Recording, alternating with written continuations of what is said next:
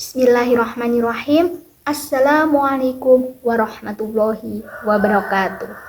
Sebelumnya, perkenalkan saya Eva Kristiana dengan NIM 4022200061. Pertama-tama, marilah kita panjatkan puja dan puji syukur kehadirat Allah Subhanahu wa Ta'ala yang telah memberikan rahmat, taufik, serta hidayahnya kepada kita semua sehingga kita masih bisa menggenggam agama yang diridhoinya hingga saat ini. Salawat beriringan salam semoga tetap tercurahkan kepada junjungan kita Nabi Agung Nabi Muhammad SAW beserta sahabat, kerabat, dan juga pengikutnya hingga akhir zaman nanti. Amin, amin, ya robbal alamin. Islam adalah agama yang sempurna. Islam tidak hanya mengatur tentang ibadah spiritual saja, tetapi Islam juga mengatur seluruh kegiatan, seluruh aspek kehidupan manusia. Salah satu kegiatan atau aspek kehidupan manusia yaitu di bidang ekonomi.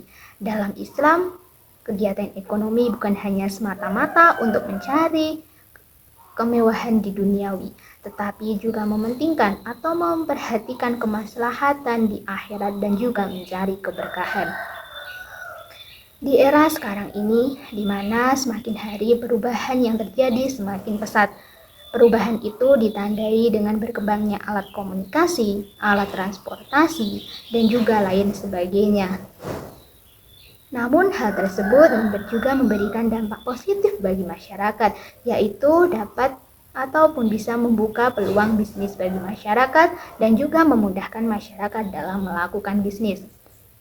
Namun di sisi lain, kegiatan bisnis yang dilakukan haruslah sesuai dengan apa yang telah diatur dalam Islam.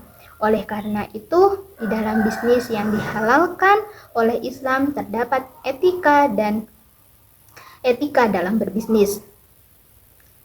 Karena sejatinya berbisnis dalam Islam itu berorientasi pada kemaslahatan masyarakat. Hal ini sesuai dengan prinsip Islam yaitu rahmatan lil alamin. Hadirin yang dirahmati Allah, dalam berbisnis kita juga harus mempertimbangkan atau kita harus memperhatikan larangan yang ada di dalam Islam. Salah satunya yaitu kita harus menjauhi horor. Apa sih horor? Horor yang artinya yaitu ketidakjelasan atau samar-samar.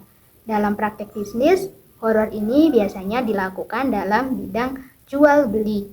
Semisal jual beli yang dilakukan di buah yang masih ada di pohon. Mengapa hal tersebut termasuk horor? Karena untuk kejelasan jumlah ataupun berat buah yang masih ada di pohon itu belum jelas, sehingga masih samar-samar. Dan bisa menimbulkan konflik di lain hari, karena salah satu pihak penjual maupun pembeli ada yang dirugikan dari hal tersebut, ataupun dari kegiatan tersebut. Yang kedua yaitu menjauhi riba. Islam melarang praktek riba karena dalam riba itu dapat merugikan salah satu pihak dan juga riba termasuk menzolimi pihak lain. Di dalam Islam, seorang muslim haruslah menghindari praktek yang ataupun transaksi yang mengandung bunga atau yang bisa terjadinya ketidakadilan di salah satu pihak.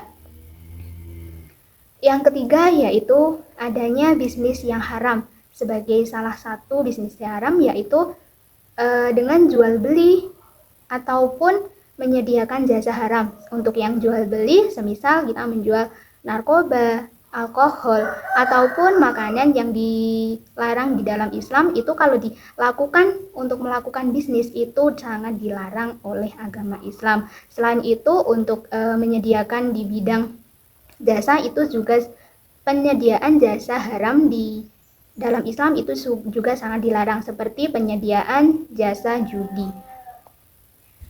Yang terakhir yaitu semoga Allah Subhanahu wa Ta'ala memberikan kita kemampuan untuk mencari rezeki yang halal, menggunakan harta di jalan yang diridhoinya, serta menjauhkan kita dari praktek ekonomi yang dilarang oleh syariat Islam.